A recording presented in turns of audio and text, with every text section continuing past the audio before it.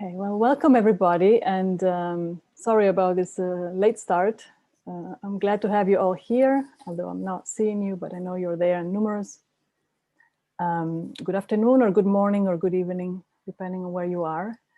My name is Simonetta Moro, and I am the director of the Institute for Doctoral Studies in the Visual Arts. We are pleased to host today the second lecture of a year-long symposium called On the Anthropocene, Either Or. And the lecture today is titled Culture as Reciprocity Towards Ecological Citizenship by distinguished biologist, philosopher, and non-fiction writer, Dr. Andreas Weber, joining us here from Berlin. The lectures as a whole will address the role of art and philosophy in relation to questions of ecology, climate change, coexistence, and sustainability as an existential urgency of our times. These lectures are free and open to the public. And later I will post a link to the third lecture for the spring, which will happen on April 17 with Giovanni Tusa. So look for that link in the chat box and you can register for the next lecture. A couple of technical details. This lecture will last approximately 1 hour. If there is time left, I will take a couple of questions from the audience in the last 10-15 minutes. Please write your questions in the chat box. And don't feel bad if we don't have time to take them all, but we'll try to do the best we can. And please keep your camera and audio off for the duration of the session. Before introducing Andreas Weber properly, let me say a few words about IDSVA for those of you who are new to the program. IDSVA is a low residency PhD program in visual arts, philosophy, aesthetics, and art theory. It has been in operation since 2007. And although we are based in Portland, Maine, as a true nomadic institution, we do not have a physical campus, and we exist everywhere our students and faculty are. IDSVA's innovative curriculum combines long-distance online courses and in-person intensive residencies. These residencies take our students in many different places around the world to learn how ideas, artistic production, and places are interconnected. Obviously, this has not been the case in the last year due to the global pandemic, and this is part of the reason we have organized these online lectures, and specifically around this topic, which we believe is one of the most pressing of our times. IDSVA's aim is to change the way we think, to change the way we see the life world and the way we see one another. The change we are working toward as a shared communal aspiration, stands as IDSVA's vision of the possible. And one of the ways we do so is by bringing together scholars and artists who believe that the split that has divided the artists from the philosophers, among other splits, no longer serves the future of mankind, and we need a new way of thinking that crosses boundaries between art and philosophy. I would now like to invite one of our students, Britt Kroman, to introduce our guest speaker today, Dr. Andreas Weber. Hello, thank you, Simonetta. It's a great honor to welcome Dr. Andreas Weber. Dr. Weber is a Berlin-based book and magazine writer and independent scholar. He has degrees in marine biology and cultural studies. Andreas's work focuses on a re-evaluation of our understanding of the living. He proposes an understanding of organisms as subjects, and hence the biosphere as a meaning-creating and poetic reality. Andreas holds that an economy inspired by nature should not be designed as a mechanistic optimization machine, but rather as an ecosystem which transforms mutual sharing of matter and energy in a deepened meaning. Andreas has contributed extensively to developing the concept of enlivenment in recent years, notably through his essay Enlivenment, towards a fundamental shift in the concepts of nature, culture, and politics, and then published in expanded and rewritten form as the book Enlivenment, toward a poetics for the Anthropocene. Andreas has put forth his ideas in several other books and contributes to major German magazines and journals, such as Geo, National Geographic, Die Zeit, and Greenpeace magazine. Andreas teaches at the Leuphana University and at the University of Fine Arts in Berlin. He is part of the staff at the Institute for Art, Culture, and Sustainability Berlin, which is devoted to linking the fields of art and culture with the field of sustainability and to develop exemplary models of productive exchange.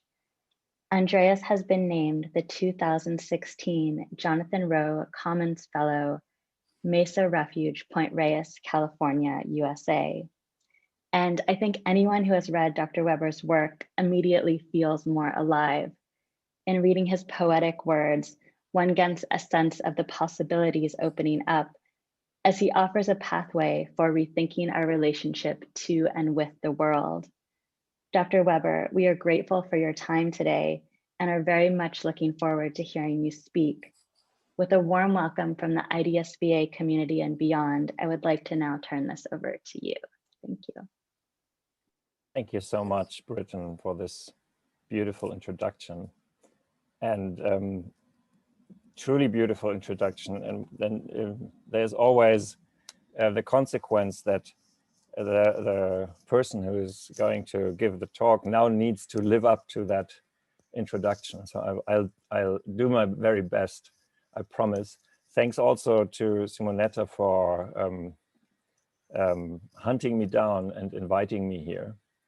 It's a great pleasure that I can share my ideas and my passion with you and the whole audience.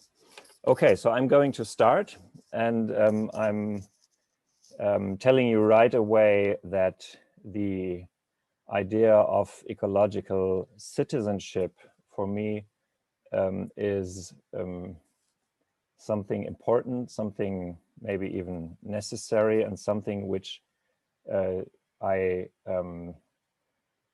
suggest to pursue and to deepen, to research and to practice, because we are in a situation in which all these things we are talking about not only pose, as it was, or it seemed before, purely epistemological problems, but as you all know, these are all existential questions, existential problems, even questions of survival. And so there is urgency to truly rethink our concepts. And just in the vein, the IPCC suggested in 2018, when they published that last big report on climate change, when they said we need unprecedented changes in society and economy. So this is the background I'm thinking in, and I'm well aware that of that background. And this is I want you to know beforehand that this is also, there's also this existential, there's clearly this existential inspiration in what I'm doing. Okay, now I need to, sorry, no, I'm just okay. I need to understand with this way of, I'm just how I can jump to the next slide. Sorry, I need to, because now I'm okay. Don't worry, Andreas. It will, yeah, no, it might remain a little bit clumsy because I'm not in the full screen mode. This is good too, you know. You can leave it at that. Yeah, I might make this a little bit smaller. Maybe it's already, so like this. You see my you see my secret magic.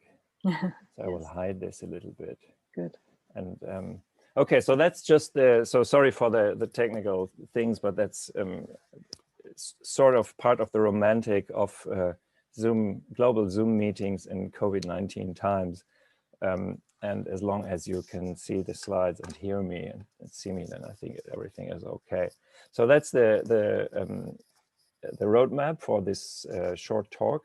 I'm going to talk about the Anthropocene a little bit as a moment in time which marks a break from maybe 2,000 years of at least Occidental cultural history. Then I'm going to talk about the new evaluation of bodies and matter in this picture. I'm going to talk about why we basically should understand nature as culture. And then I'm going to become a little bit more specific in what concerns ecological citizenship and how this could be. So this will be a consequence from what I've said before. So first part, Anthropocene as a phase shift. Just quickly, just reminding you again on the situation and we are in. So we live in a time which is officially called climate emergency. These are the kids doing the Fridays for Future session in central Berlin before the pandemics and painting posters. And the Anthropocene, on the one hand, on a material level, reveals itself as the breakdown of the life systems we are part of. And it's important to see that this doesn't only happen with climate, which is still very much a very human perspective because it's a direct menace. It seems to be the most direct menace to our ways, but there's also the sixth extinction of species, which goes hand in hand and which is just another side of the climate change and might even be more profound.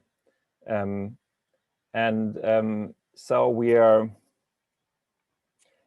we live through a phase in which we are directly concerned with what the Earth system does as or shows as reaction to our ways.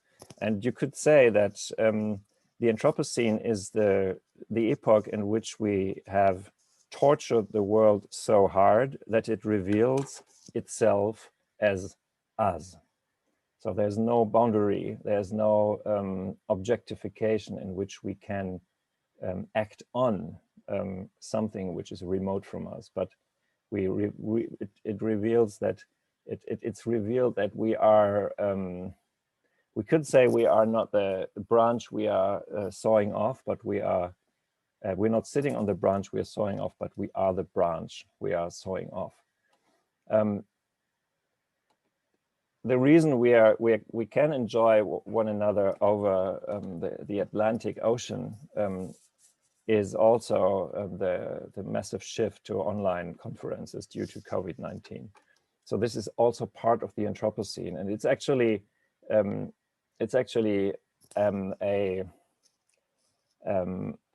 maybe a defining moment of the Anthropocene, that we have to reckon with an actor, an agent, the coronavirus, which is just some code in a protein encasement, and still is an actor on the global scene, which in a way we could never have imagined as a civilization has us changed our ways.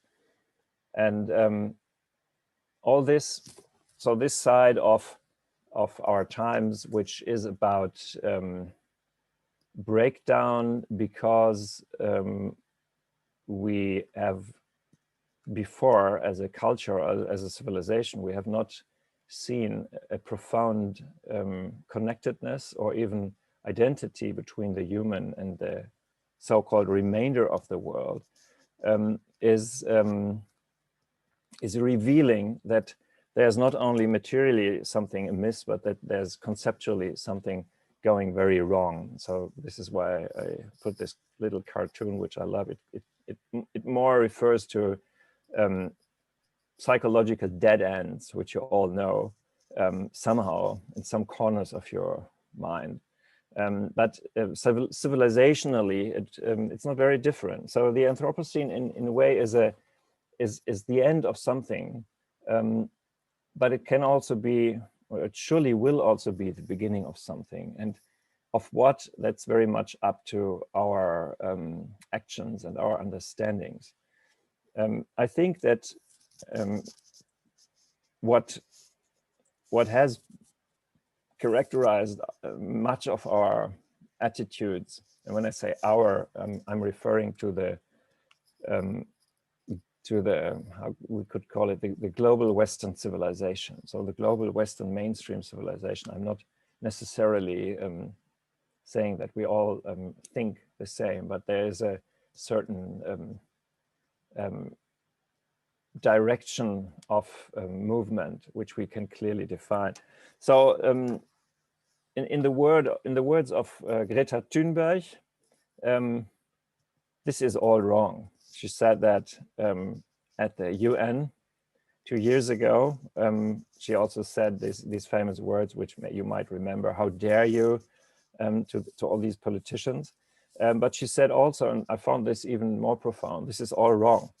And she was referring to the situation, but she was also referring to what this situation represented, which is a certain way of treating the world and of treating our existence in the world, and the ways relationships in this world develop. And maybe she didn't even have this in mind, but I think her words are at least prophetic, and this is why I like to quote her on that. And let us look a little bit more deeply on what the mainstream scientific enlightened model of the Occidental epistemology looks like. There is a Portuguese sociologist, de Sousa Santos, Boaventura de Sousa Santos, who talks often, I find this very convincing, of the Western cognitive empire, and which means that we have to reckon with a sort of epistemological colonialism, and I think this is also truly an aspect in this. So let me just go through this table. I will do some tables today, just because I really wanted to sort some things, and I will always go through them together with you. So it might be a little bit idealized or blunt what I'm doing here, but it's important to see let's say the flavor and the reach of the paradigms with which we are dealing here. So what is the paradigm of the West? All elements of life are objects. An object consists of smaller objects. It is static and self-identical. The building blocks which make an object are unrelated single entities. Objects don't communicate. Any perceived communication is a projection of the human observer. Objects have no inner life. Objects must be addressed by physical manipulation. Accordingly, the world is silent. Connection and communication are impossible. We are cut off from life. And because of all this, we must build culture or civilization in order to give ourselves life in a dead world. We must fight a dead world. Culture protects us against the meaninglessness of the cosmos. And as you feel, certainly, this picture is rather bleak. And this bleakness is something which everybody has experienced when she or he, or they went to school and started to learn how the world really is, according to the paradigm of the Western cognitive empire. And then we fall into this dark abyss, which excludes that what matters most to us, in the words of Terence Deacon, a Californian biologist, working on related fields to my thinking. And what matters most to us is the place of meaning, purpose, and value in the physical world. So in the real world, in the world in which we live in, not just in an imaginary or discursive or virtual or potential world, but in the world in which we are leading our lives. And these things go together. So this radical reduction to how could you call it, a lifeless discourse or a lifeless universe goes together, to my eyes, with the situation we are encountering in the phase transition of the Anthropocene. It's the inside and the outside aspect of something which must be related, intimately related, and just even more concentrated as a message, which I find very important to get to grips with the way we in the West are seeing all that with which we are in contact, including ourselves. I think we can boil it down to 5 core beliefs, which somehow are related to this longer table I showed you before, but this is, I think, these are the core principles of our culture, I'm going through them. We are each other's enemy. I am because you are not. So we need competition and we must win. And competition lies at the heart of our being, according to what you learn in school, and not only in school, according to what you learn in economics and also sometimes sociology textbooks. We started as barterers, trying to get some advantage by dealing with others in a competitive way. Reality is not alive. We can understand reality only by counting and measuring.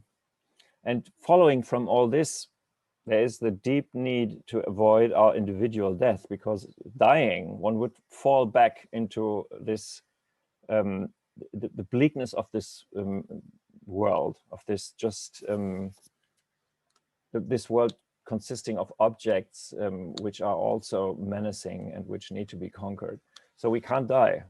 And if you look at our culture, if you look at the history of our culture, I would say there are good arguments that you can show that the fight against death, the avoidance of death, is one of the prime movements, the prime forces in the way we try to deal with otherness in this world. So in truth, our culture is not about ecological citizenship at all. It is about ecological terror, in the sense that our outlook on the world, the Western outlook on the world, is terrified because the world is so alien, and it is terrorizing because it is about manipulating objects and manipulating objects which are then cut off from what they might really be. But this is not completely 100% the dominating paradigm anymore. Probably some of you already have asked yourselves and said, okay, that's Enlightenment thinking, but there are some movements which go beyond this idea of the separation of the spheres of things which are there, which can be handled, and the humans who can do this. And it is true. And this is already part of the phase shift of the Anthropocene, as I call it. And I've written Matter Matters because I'm always fascinated by Karen Barad's work, from which I quote here, and her way to show as a true pioneer that not only science and discourse and language and culture matter, but that there is an embodied basis, and there's actually matter which matters. So there's this, oh sorry, this is too radical. So there's this last sentence which I really love. Matter does matter, and so you all know that there is the something like a material turn, or an agential turn, or the post-humanist turn, or even the non-human turn, which are discussed in the humanities, and they take a different perspective, but they all, I would say, they all to a more or less high degree remain in let's say in the neutral stance of talking about a universe in which things happen or things act, but not about things getting into meaningful relationships with one another, and then making an experience of this relationship. So I would suggest, or probably that's, one could say that this is what I'm doing, that we should also explore something which I call the reciprocal turn, or the turn into mutuality, and you will see what I mean in the next minutes, hopefully. So it is not only it's not only important to export the autonomy, at least the partial autonomy, which we know from our own human actions to the material world, and to find it there again, and seeing that matter is agential and is intrinsically creative, and in some way representative of what humans also do. But it is important to find that there is also something like a personal experience in meaningful connection, which needs to be fed into the picture, and that's what ecology is about, and that is what I will be trying to explain to you. It's interesting to see, if you look at authors who have been big in the materialization of thinking, to see how they develop right now. And I very much appreciate the term by Timothy Morton, who is not he's not an eco-esoteric writer, rather to the contrary. He's a very corrosive spirit, as you know, everybody who's read him. And he, in his 2017 book, Humankind, came up with a fascinating definition, the symbiotic real, for the world in which and with which and through which we live in togetherness. So this is very much an intuition about the reciprocal term, which I want to suggest as a consequence from the faceship of the Anthropocene, which is about destruction, but which is also about realizing that we are not separable and that the others are not separable from us. And if we do understand ourselves as part of the symbiotic real, then we have a lot of direct experiences in which this makes immediate sense.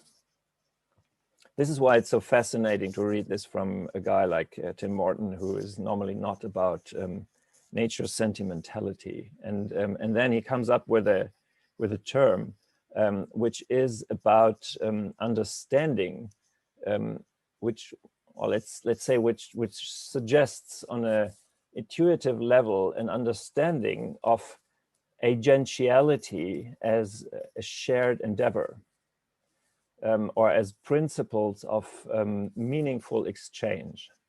And you probably hear already in the background of how I'm trying to put this, that this could already sound somewhat like culture.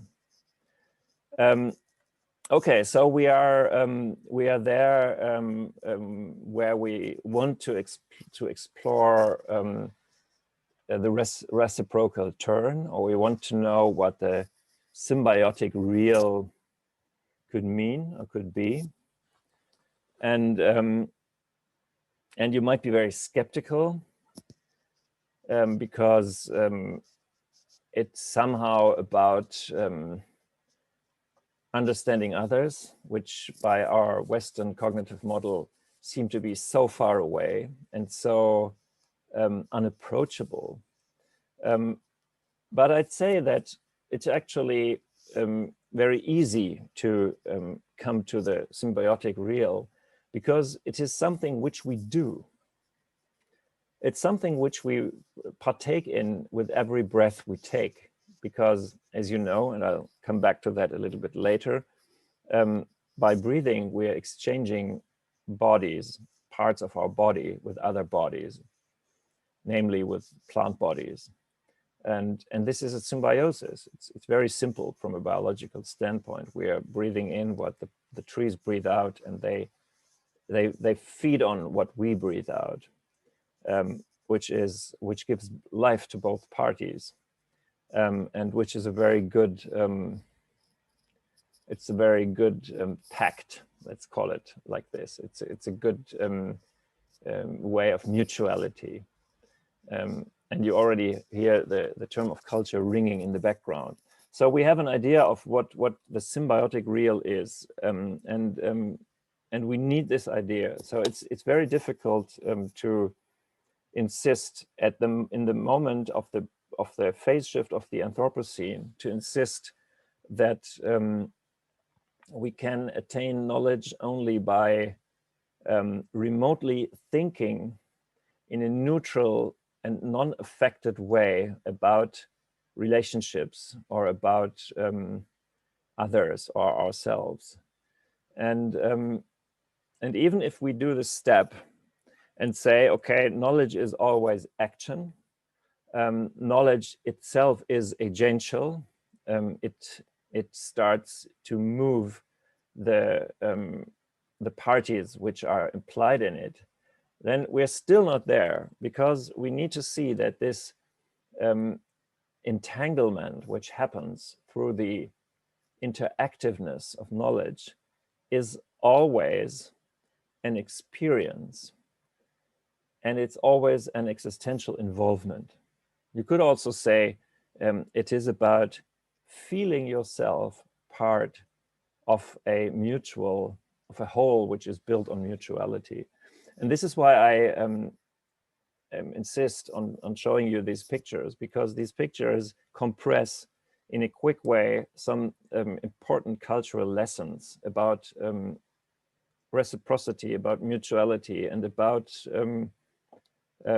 what is to know about the world, the sharing world we are part of. And we need to somehow dig this out, unfold it, evolve it, and make us complicit with it. And that's what I'm going to try in the next block of my talk, the cultures of natures. You see, I spoiled my talk already a little bit, but you're also expecting it, so I'm trying to take you on a quick journey, because it's quick because I don't have the time here to unfold this, but we might discuss it later, and I'd be happy to discuss this. So the idea is that the way to exist in this symbiotic real, let's just keep with Tim Morton's term, is bringing up certain rules for this mutuality to keep going. And it is also an experience which is which doesn't come from human mind alone, but which comes from our way of being embodied subjects, embodied individuals. So there is a deeper layer of being able to choose working connections and to establish those connections into a set of principles, which then enable a bigger symbiosis of coexistence, which we have not created as a culture, but in which we are born through our flesh and through the needs of this flesh. I think this is really something. This is really a door we should walk through, and we should explore. We should look at this very, very much deeper. And this is what I'm going to try to do here for a little bit. So I'm showing you one paper I have been doing with biophilosopher Francisco Varela already nearly 20 years ago, and just as a sort of milestone for my thinking, and a work by Eduardo Kohn, who has written on the cosmologies of Amazon indigenous people. In both approaches, there is the fundamental idea that living beings, and not only human living beings, but living beings as such, develop a perspective which we normally attach only to culture. So biological beings, apart from being functioning bodies like you learn in biology, or let's say in order to be these bodies, are subjects who take on a standpoint and who have the need to live meaningful lives in a world of connection in order to remain these subjects. So there is some work going on to change the main accent in biology from the idea of life as a machinery arranging objects to the idea of life as the process of mutual transformation between subjects. It might be a little bit brusque the way I'm talking about this here, but I can't go into depth of explaining concerning this, because then I'd be only talking about this. But please ask me. So I might then I might be quicker when you specifically ask me. But the important thing is that, and there's research, and this is why I show you these two different sources. There's research coming from anthropology and looking at how other non-Western peoples conceive of other beings, and there's work from biology, and both converge in the realization that it makes sense to understand organisms as meaning-creating subjects.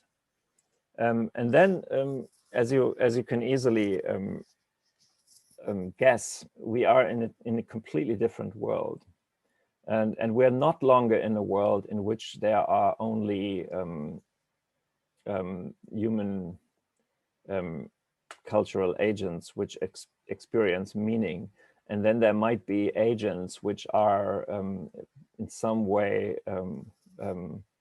devoid of this experience of meaning. So we are in a world which is truly egalitarian in the sense of experiencing it.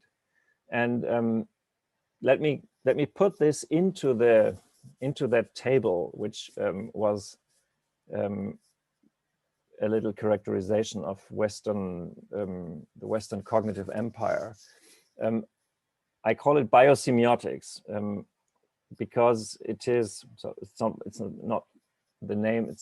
I didn't invent the name. It's the name of the field in biology, which tries to understand living beings as meaning-generating subjects, and it's the way it's the name Eduardo Kohn is also referring to. So it's let's say the point of convergence.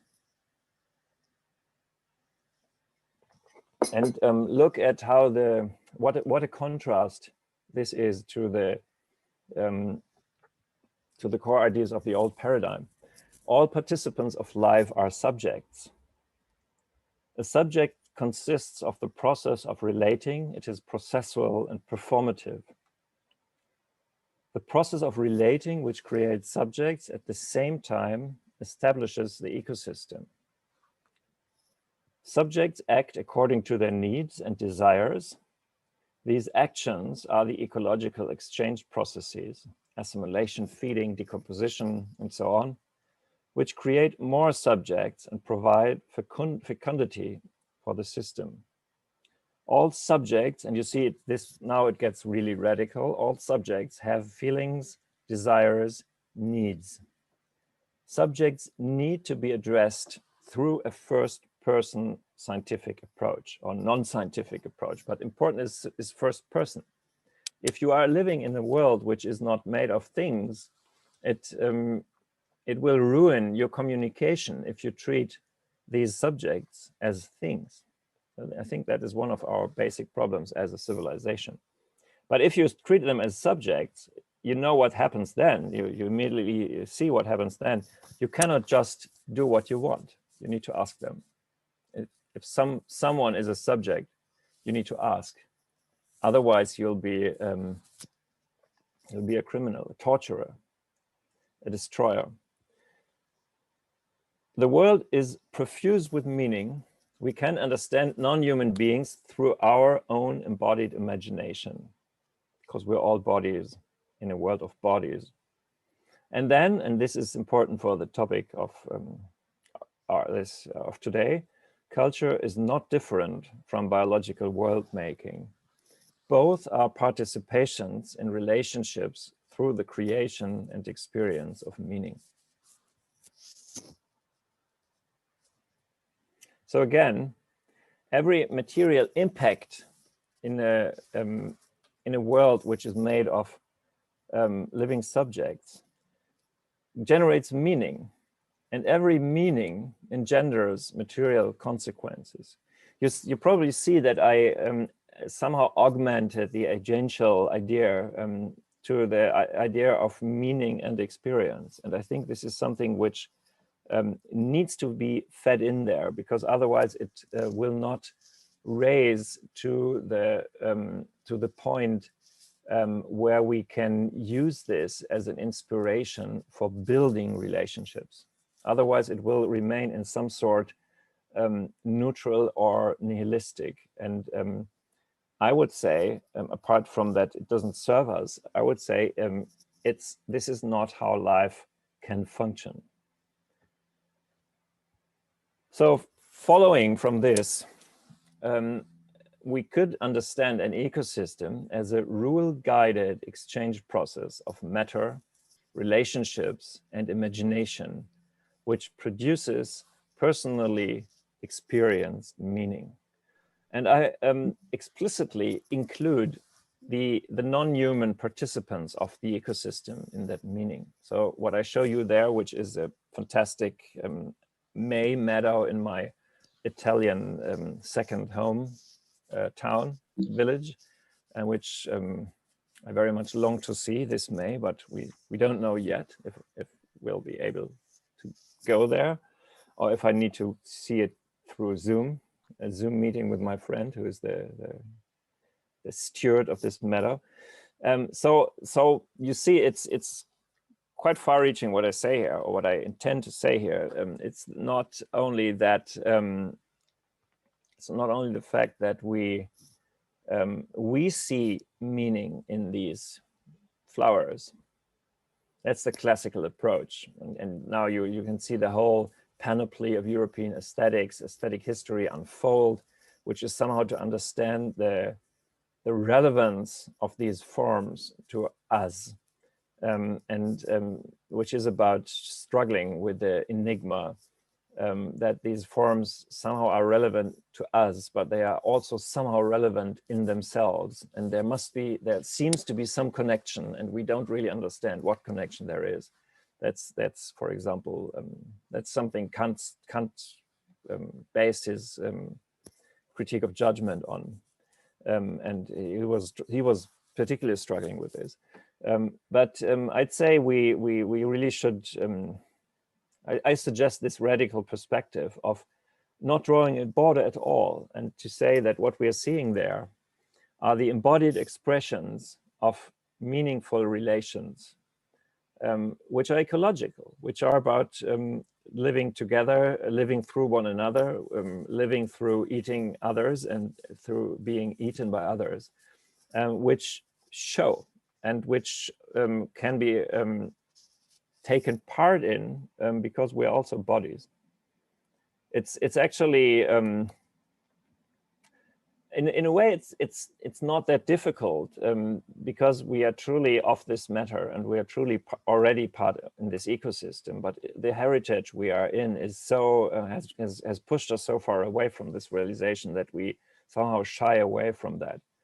And but I think this needs to be re-evaluated. And now there's what you already were guessing where I would end. An ecosystem is already a culture. So I would say the fundamental error in the equation is that the West shifted away from accepting that the embodied process of mutuality, which is the ecosystem, is a culture, and that we need to partake in this culture in order to exist and in order to allow the others to exist. And I would say that if you allow yourself this thought, then so many experiences you have with other beings or with the cultures of other beings become so much more easier to explain.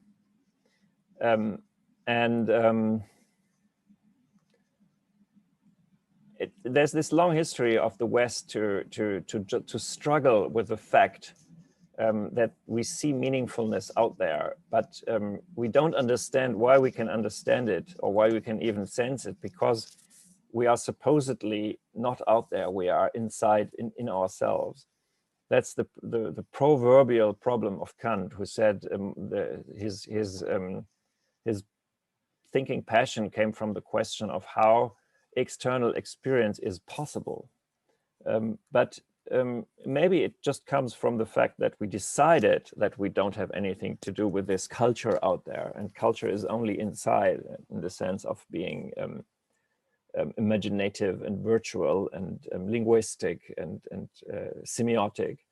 And but if everything here is already semiotic in the sense of the existential semiotics of bodies interacting with bodies, then there is no border between what we design as semiotic and what we find out there.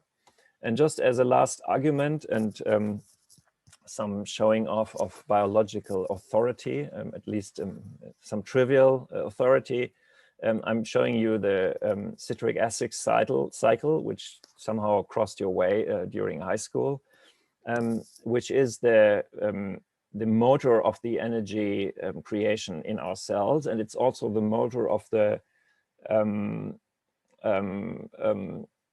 allocation of matter to different parts of our bodies, which need matter in order to grow or in order to renew themselves, etc. So there's food coming, you're eating, and then it is put in some chemical, through some chemical process into this circle of different phases, of different guises of carbohydrates. So there's always the carbon you have eaten. And the interesting thing is, again, we already talked a little bit about this when we were talking about breath, is that that this food you eat, the food you gathered, maybe you gathered there some early leeks or something, and you eat that, and then this gets into the cycle, and then something is put aside, and your body is made from that. And some other parts of your body go off as CO2. You breathe them out, and they become sky again, and they become oak tree again. Or they become oak tree in 1 billion years. That's not very relevant. And so what I want to show you is that if we understand the process of mutuality, which is an ecosystem, as a culture, because it is about exchange and relation and meaningfulness, then this culture is something which we already always participate in through our bodies. They are always already in a cultural exchange with other bodies. And they are already in a cultural exchange with other bodies, which works in a constructive, productive way. Otherwise, we would not be here. And you see, this is it's also it's a nostalgic picture. These trees are still there. They're growing at the River Dart near Totnes in England. But when you see this picture, you all immediately know that this is something of a rarity. So our culture isn't working very well. It's not very fecund. It's rather toxic. Okay, so on this base, how could ecological citizenship be developed? How could it be more concrete, or how could we see it in a little bit more holistic way? That's the last part. And first, I want to quote Friar Matthews, a colleague of mine who I very much admire, from a recent article. In which she states, it is not enough to imitate nature in our production systems. And she says that imitation is consistent with brutal plagiarism, with colonialism then. And it's very important, because maybe I should have said that at the beginning, because if you start to think about ecological citizenship, or maybe the related term of ecological civilization, you probably, maybe not you, but the mainstream of people involved in this are thinking in technical terms, and probably you'd refer this idea to the Department of Technical Sustainability, where they devise biomimicry for intelligent solutions to be as efficient as nature, etc. And the idea of ecological citizenship could be linked very much to behaving well in this just material efficiency sense. And this is not what it is about. And this is why I quote her here. That would be imitation. And you know how much this is en vogue to do this. You get a lot of research money if you have a good idea to imitate nature. But it's not about this. It's not about this. And I quote her again from the same article. It is about getting into a cultural exchange with nature. And she says it's about adopting the behavioral protocols underlying those systems in order to engage with the environment. So what are these behavioral protocols? That's the important question. And that's, let's say, that's actually more or less what I want to bring about. So I won't have a list with, I will have a list, but I won't have it's not a list about concrete norms, technical norms. It is very much more about the idea of the protocol. What is the protocol of shared, meaningful embodiment? It is the protocol of giving life. So for this reason, ecological citizenship is the extension of a life-giving cosmos. It is the service to a life-giving cosmos, which needs to consist in the gesture of giving life, which then connects us with the meaningfulness of the cosmos, in which we can be confident to be given, but also we are constantly required to give. And so you see that it's not very, it's not yet to the detail, but this is a fundamental, it's a fundamental principle, and it only works if you understand this cosmos as peopled by other individuals. It doesn't work if you think this is only things, because then automatically there's no reciprocity required, because what reciprocity is there with something which is completely neutral, which has no clue, which is absolutely indifferent about its existence. So there's no need.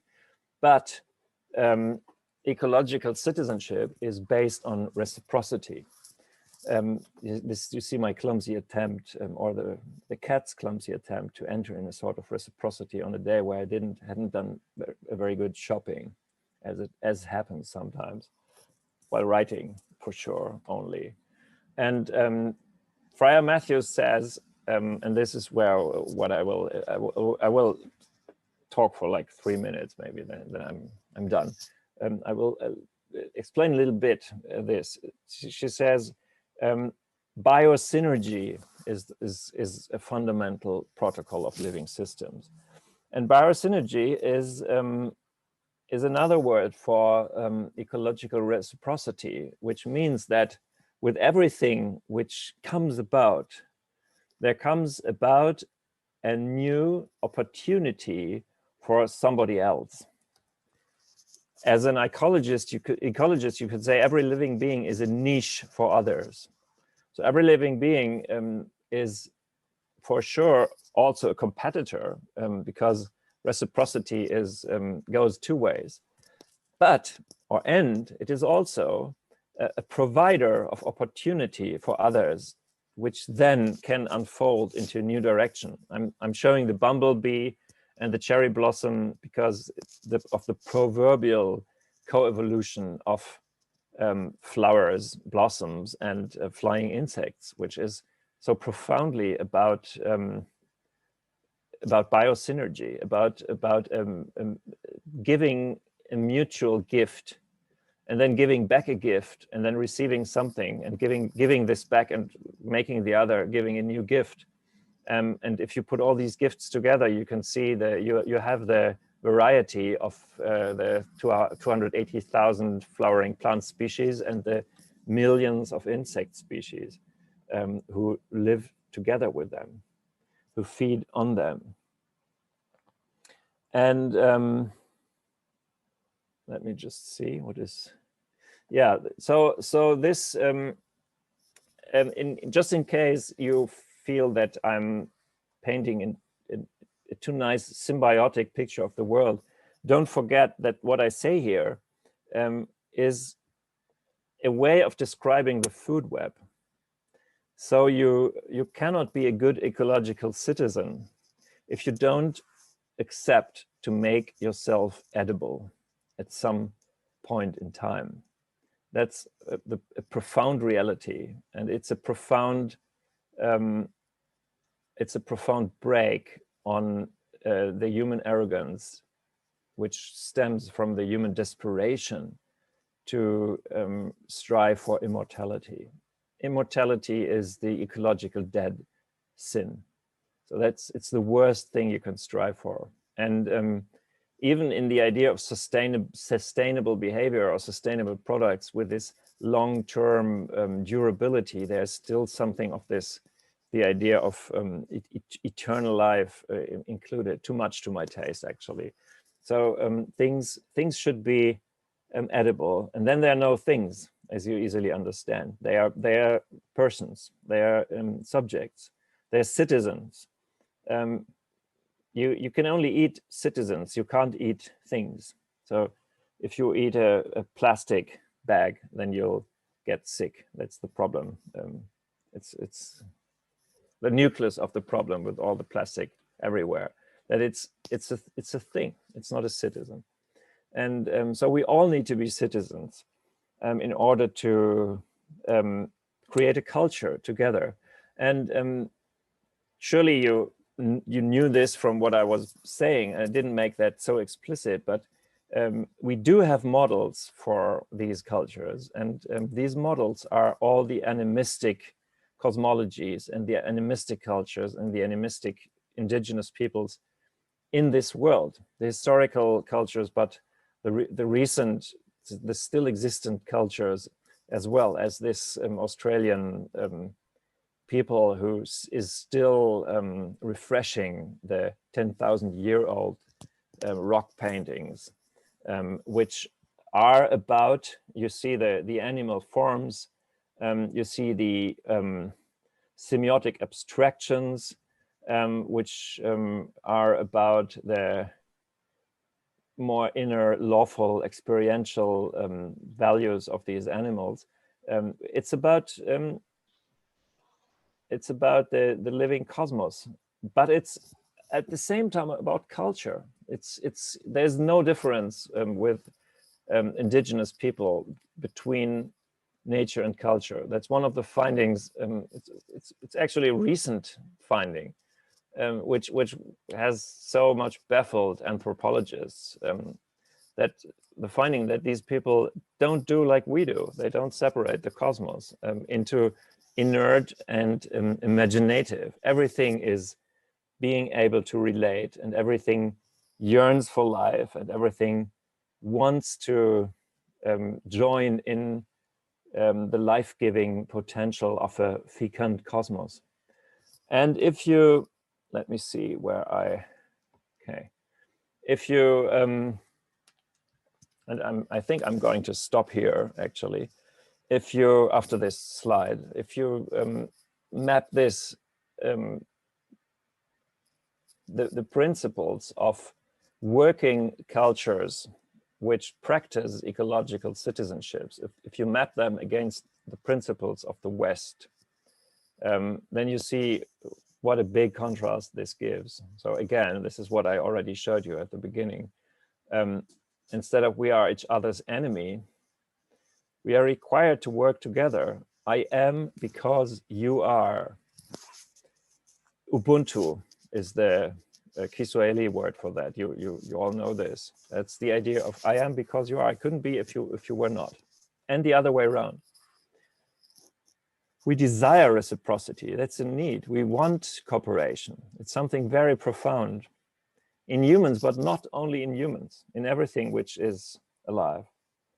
And you need to understand on which level this desire manifests. Everything has life and inwardness, and we can understand reality through participation in its aliveness. And as the ethos of this view of the world, or let's say as an ecological citizen, we strive to keep the world fecund. Okay, so this is this was it. This I show you here as the utmostly last slide. That's some of the books which are there in English language. If you want to dig deeper into all this, and I thank you very much for your attention, and I'm very curious about your questions. Thanks so much. Thank you, Andreas. Really wonderful presentation.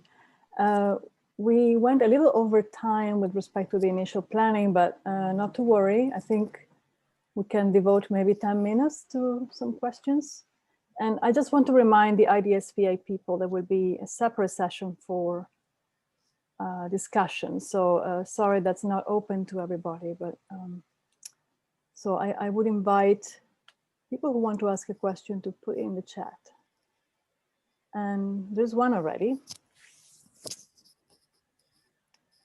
So I'm going to read it to you, Andreas. Yes. In relation to your discussion about Kant's problem of trying to understand how a subject can think about external reality and how the kind of ecological thinking you propose answers that problem, through an acknowledgement that we are actually engaged in embodied expressions of meaningful relations. Can we say that our traditional forms of art, such as painting and sculptures, already set themselves up to be thought through as objects? Is it necessary for artists who want to work toward ecological citizenship reinvent forms of art that are not set up as objects? Very good. Very interesting. Yeah, I would say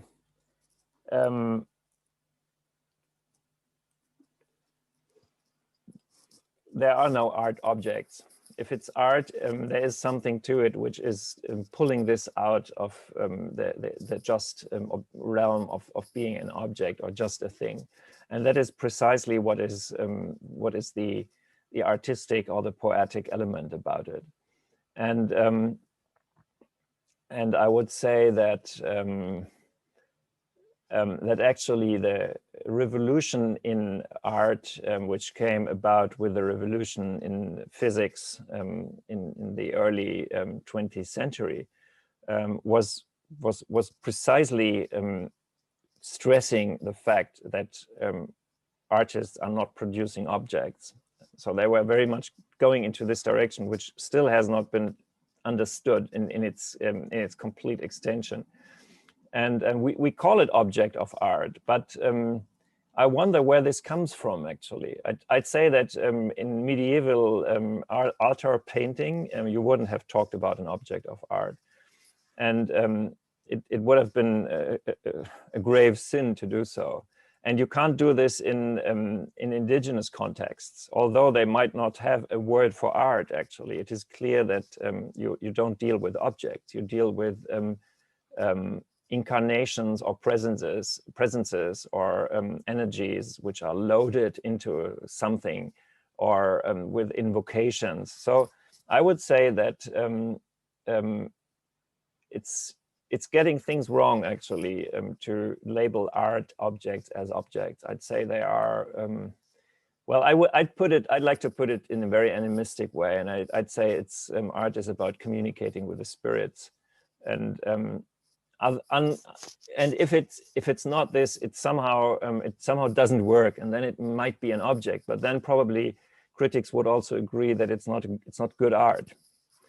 Okay, so I hope I could give you a reply on a little bit touching what you were asking about. But it's a profound question, and yeah, okay. Thank you, Andreas. Thanks for that question. The next one is, do you think that the first step for reciprocity should go beyond the recognition and acknowledgement of the problem of subject-object in Western thought, but rather that there is an urgency to ask for forgiveness for the lack of a better word? I feel that we must engage in reparation, restoration, and remediation before reciprocity emerge. Okay, yeah, thanks. Yeah, that's also very interesting.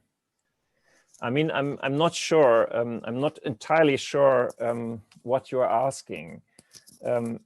So, if you are asking if we can allow ourselves at all to ask for reciprocity after having behaved so badly, then I would say that's also a very important question.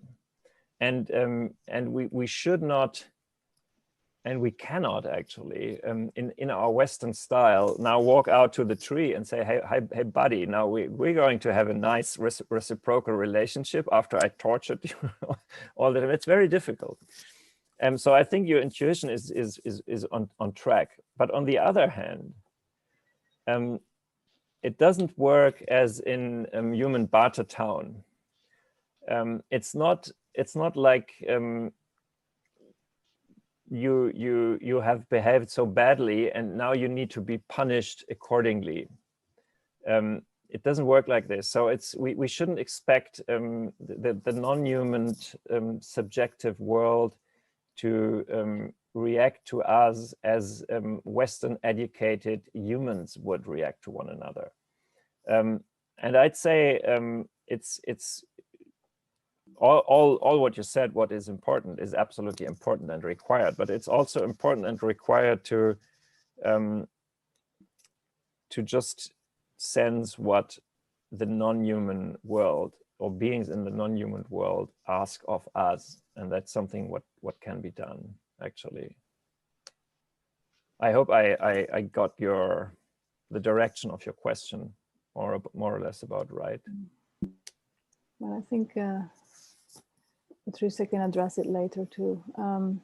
Thank you. There is a question here regarding representation. The subject object in pre-Hispanic and colonial Inca visual culture by Carolyn Dean suggests that personhood can exist in the form thing. Mm-hmm. But then it's still personhood. So it's always, I mean, what I said is not to deny that we are physical objects at the same time as we are experiencing subjects. And there's let's say, the whole colorful universe of life experiences has to do with this strange and paradoxical double perspectivity. And but there's also always this the experiential side present. It's when you quote this book, it's interesting. It reminds me of something which I learned from Eduardo Viveros de Castro, who said that when the colonialists came to the Americas, they had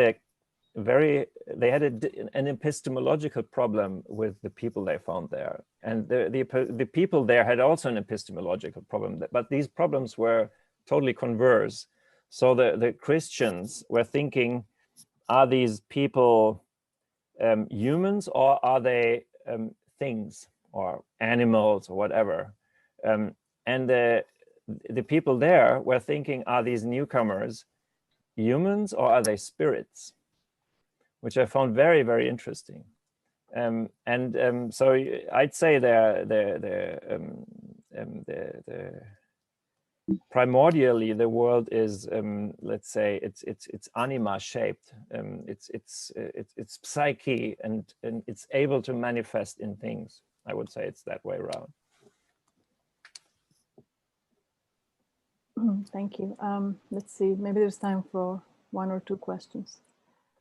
The question of art and animism, and by extension, indigenous things, I think it is indigenous things, was just what I was going to ask for you to elaborate further on. At my institution, RISD Museum, Art and Design Academic Museum, we've moved to the term cultural belongings, but that avoids the conceit of beauty by distancing from art. Any thoughts? Yes. Yeah, that's very problematic. It's somehow also very neutral, and I get the good intention, but I think it's also very problematic. It's problematic because it's even more problematic because in animistic contexts, you don't ever have anything which is just purely an everyday thing or an everyday action, or which is completely detached from the bigger cosmological context and manifestation of this context. And I think, and that you could find a lot of good arguments for this, that in truth also our society is still doing this. So we are much more animistic than we think. So it's this gesture to make something neutral and technical is somehow, I can understand the good intention, but it's just also destructive. And I think one should bravely venture into a minefield that would be more fruitful, instead of just shutting this whole part of reality out. Mm-hmm. Thanks. The Aboriginal concept of birium, to shimmer, applies to agents in a thriving ecosystem, as well as what happens between an artwork and viewer. Could this be also experiential reciprocity? Yeah, fantastic. Absolutely. I absolutely agree. And I even I quoted this in the first work I wrote on this, which was my doctoral thesis, and I was so excited that there was from that culture there is this embodied closeness between the experience of art as a manifestation of the ecological togetherness and the experience of the ecological togetherness as its own manifestation. So it's basically the same, and I think then it's fantastic if you achieve that your we call it work of art, but they wouldn't even call it work of art. That your invocation of reality does just what the reality which you are invoking does. That's fantastic. That's something which is not easy to achieve with art, as every artist knows. You're only satisfied when you can do that, when somehow this the shimmering is emanating from what you've been doing. Yeah. So thanks. It's great. Maybe. Could you be so kind and write the source into the chat or somewhere, because I'm really looking. I'd really like to have that because it's helping me so much. Thanks. Do you have time for one more question? Okay. I do what you say. There's also, if I have time for one more question, I have time for one more sentence. Outside this question, in that Timothy Morton 2017 book, he's also talking about he's using the word shimmering as well, and he says that I don't really remember, but he says that entities which should be dead and only objects, but which somehow move and shimmer, are not what the West really likes. So this is kind of like really frightening. But then in the end, everything which is important does this, and he puts that in a nice, funny way. So I remember this. So thanks again for putting this word here. Okay, so let me read this one. From the Enlightenment and Frankfurt School, humans have responsibility. We know dogs aren't going to solve climate problems. For us to look to them, as you say, is just plagiarism. Your view of human responsibility? You said dogs are not going to solve the climate problem? I'm not so sure, actually. I mean, we don't let them solve this, but if we just stepped away, they'd probably solve it by just behaving according to the protocol. And we know all very well that dogs are so able to observe the protocol. This is why we all live together with them, because they are so able to be good participants in the ecosystem. So, but this is half joking what I say here. Yeah, I mean, the idea is that our responsibility is not to be stewards of the earth, which is somehow propagated also as a sort of Anthropocene takeaway. But our responsibility is to keep, to be a good ecological citizen. And through this, keep the old compact of being going. So in a way, it's not big. It's not an engineering responsibility. It's not we need to seed the clouds with iron cores so that the climate will change. It's very much about your direct behavior towards every other person, human and non-human. But as you know, it might be very easy to assume a huge political responsibility, which very much rests in theory, and very difficult to behave okay towards the people near to you, and the human people and the non-human people. And it's there where we need to start acting. Thank you, Andrea. In a way, you address one other question that came in, which is what type of government does bio-reciprocity suggest or require?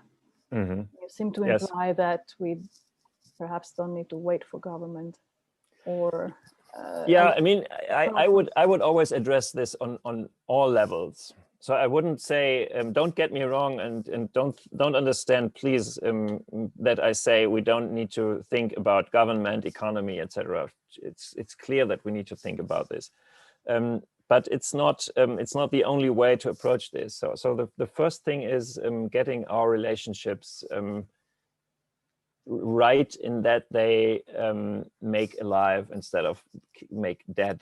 But the other one is to think about ways of organizing allocation and participation, which can do this. And I mean, sure, I'd have some suggestions, and I would say, just as one keyword, look at the commons theories and activities, and that's also what indigenous people do. They organize the world as a common, so as a shared endeavor, and they do have political institutions for that, and it is a sort of economic organization. And this is something which we can have in very, very modern and contemporary forms.